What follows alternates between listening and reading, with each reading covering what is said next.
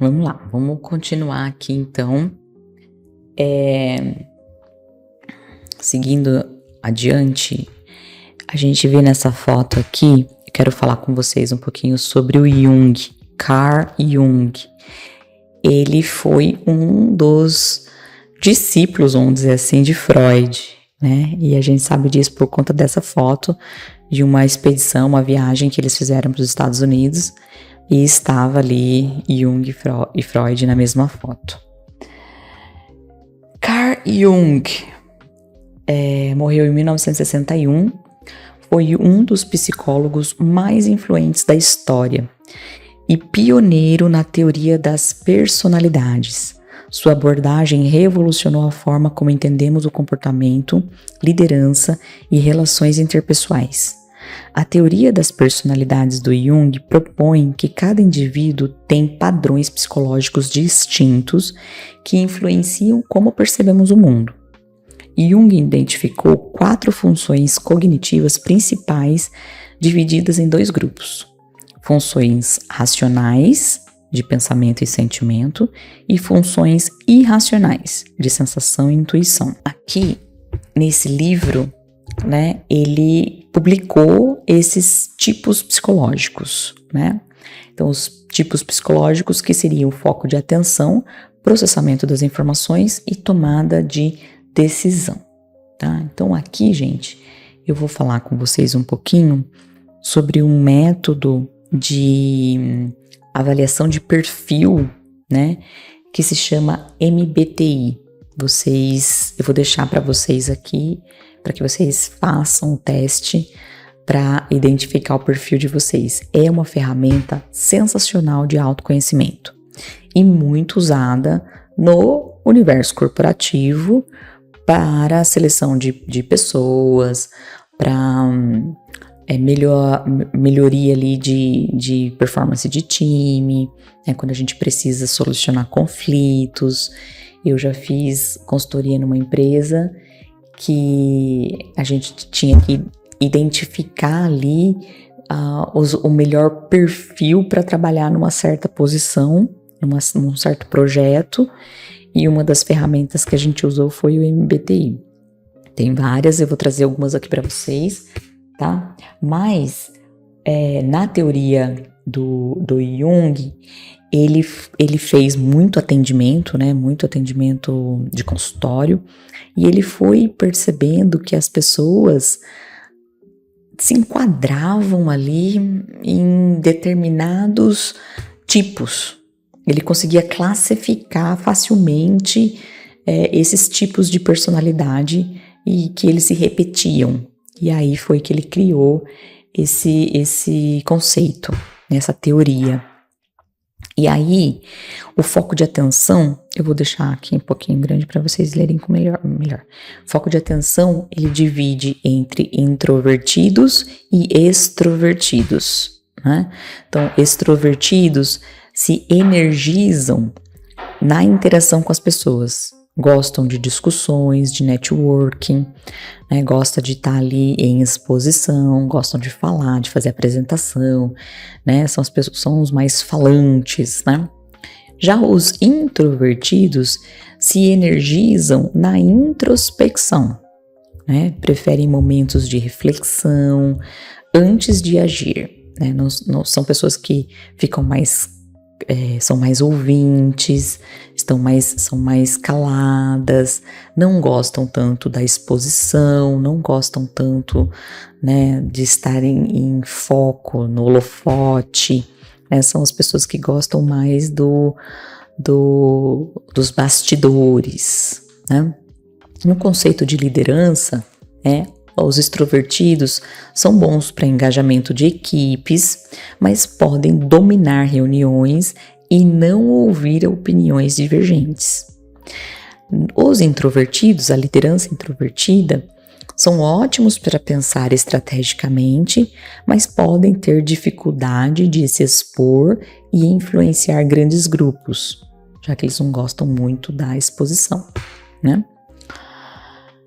Aí aqui, quando você preenche o MBTI, ele vai dando para você essas siglas, né? Então, você está vendo aqui que o extrovertido é o E e o introvertido é o I. Então, começa E, lá. Então, cada sigla tem um início ali, né?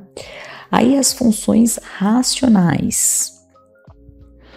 As funções racionais, ele dividiu entre pensamento e sentimento, né?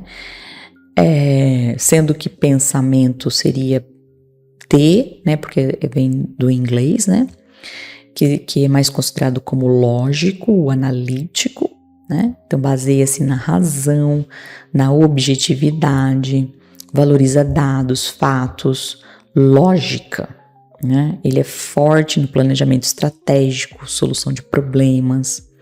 Como líder, né, essa função dominante traz ali uma liderança mais analítica, que toma decisão racional.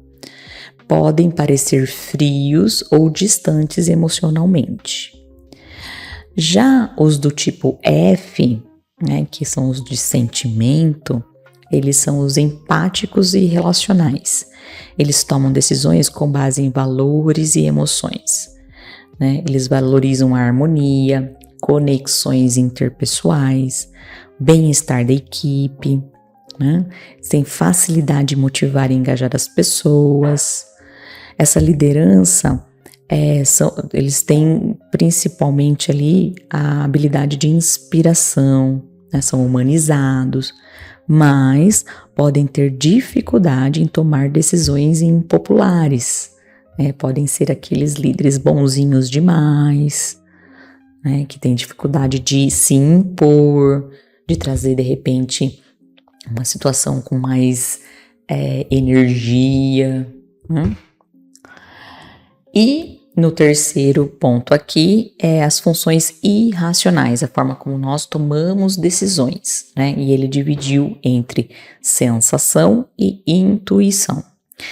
Na sensação, seria o prático e orientado ao presente, né? Confia nos sentidos e na experiência concreta.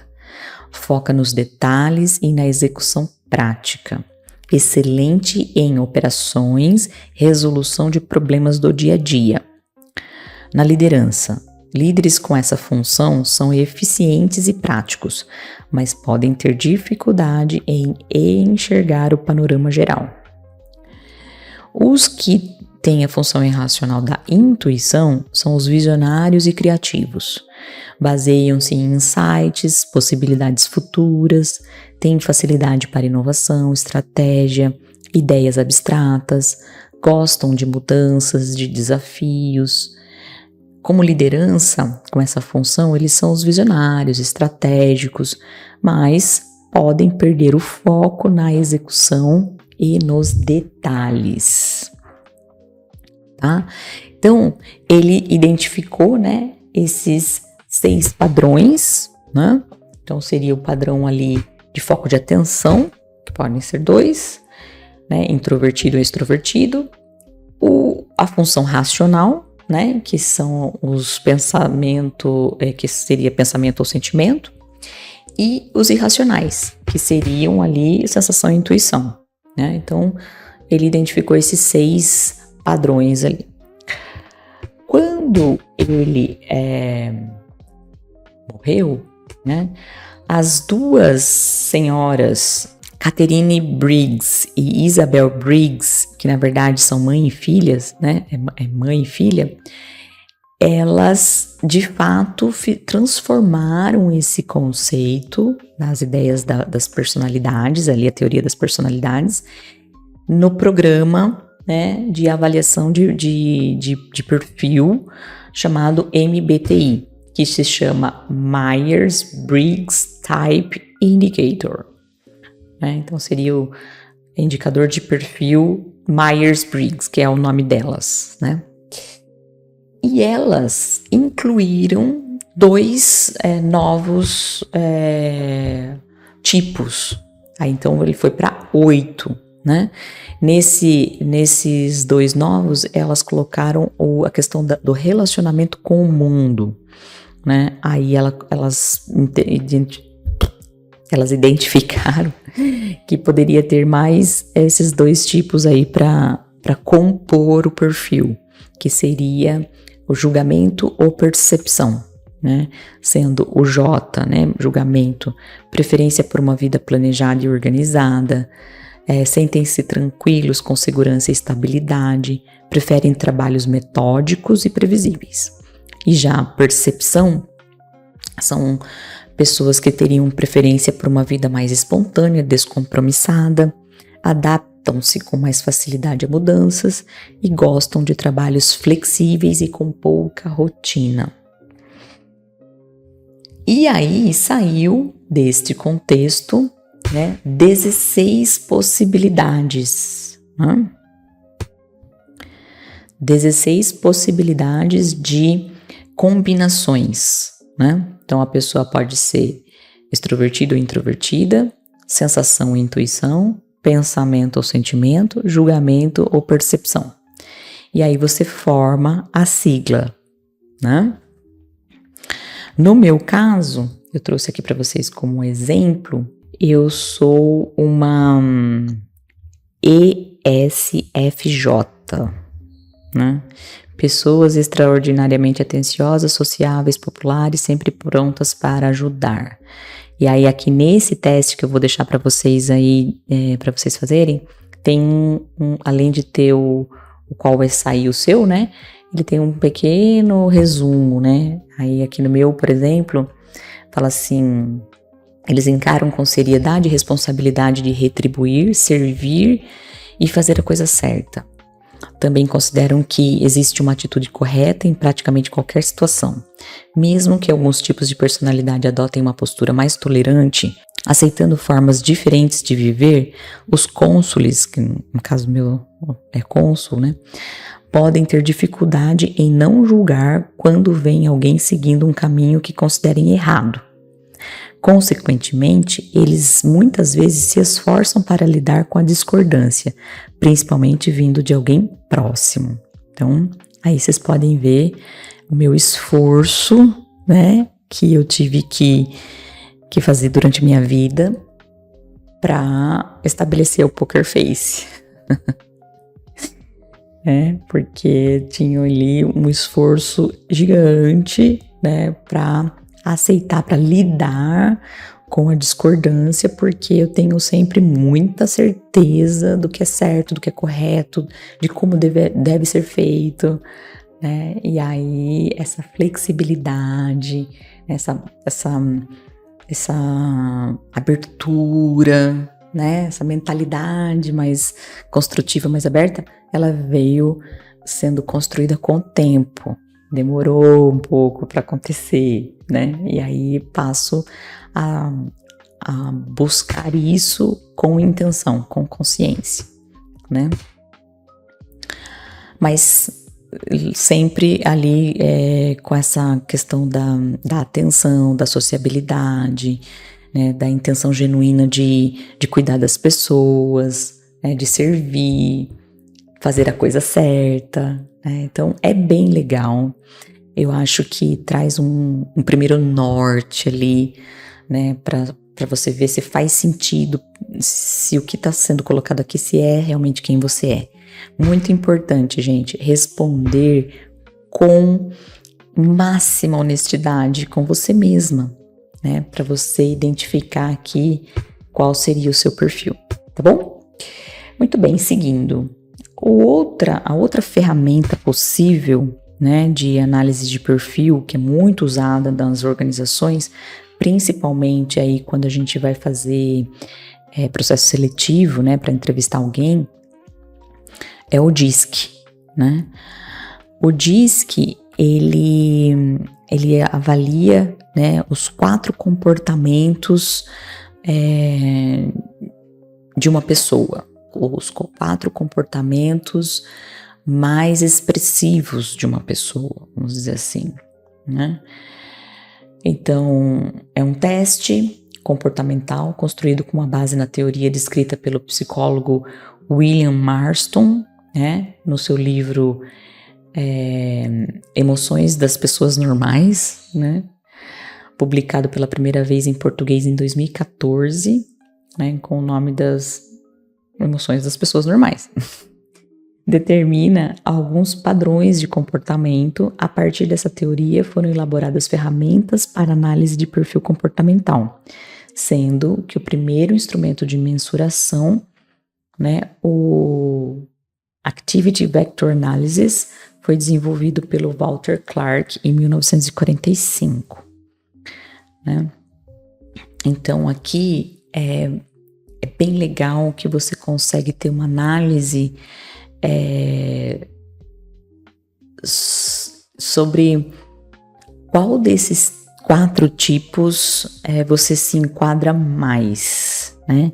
Então você pode ter uma personalidade considerada como dominadora, né? Que seria um estilo extrovertido, comunicativo, né? Que seria mais ou menos ali traduzido como uma pessoa determinada, decidida, ousada, corajosa, né? E ali, daí depois, na análise, no relatório, tem todas os prós e os contras, né, desse perfil. As coisas boas e as coisas que a gente precisa ter atenção para os 4 tipos, tá? A gente tem no relatório. O I de influenciador, né, que seria um estilo extrovertido, comunicativo, né, e as principais palavras que poderiam traduzir seria cativante, comunicativo, empolgado, afetuoso e carinhoso. Estabilidade, que seria um estilo mais introvertido, mais fechado, né, que poderia ser traduzido como confiável, fidedigno, colaborador, paciente, leal, estável.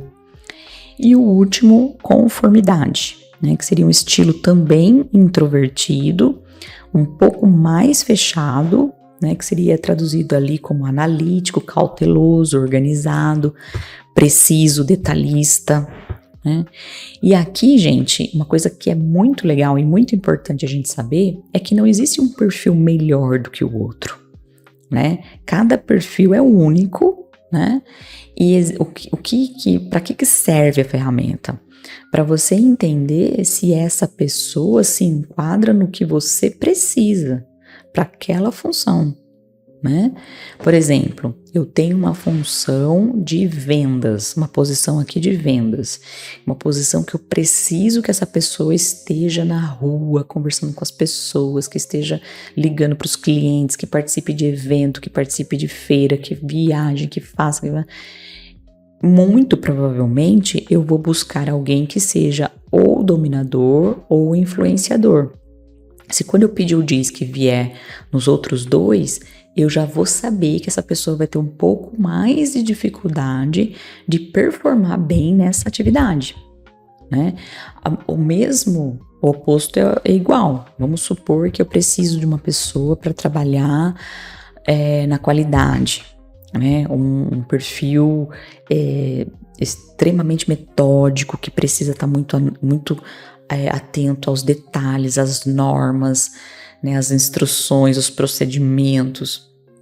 Se eu colocar uma pessoa, aí provavelmente eu vou precisar de uma pessoa do S ou do C, né, de estabilidade ou conformidade. Por quê? Porque são pessoas que se encaixam mais para essa função. Se eu colocar uma pessoa, um influenciador ou um dominador nessa atividade, é provável que essa pessoa passe por detalhes ali, né? Não é uma pessoa muito analítica, muito atenta a procedimentos, a detalhes. E aí, ou eu tenho um risco na operação, né? Um risco na atividade, ou eu posso perder essa pessoa.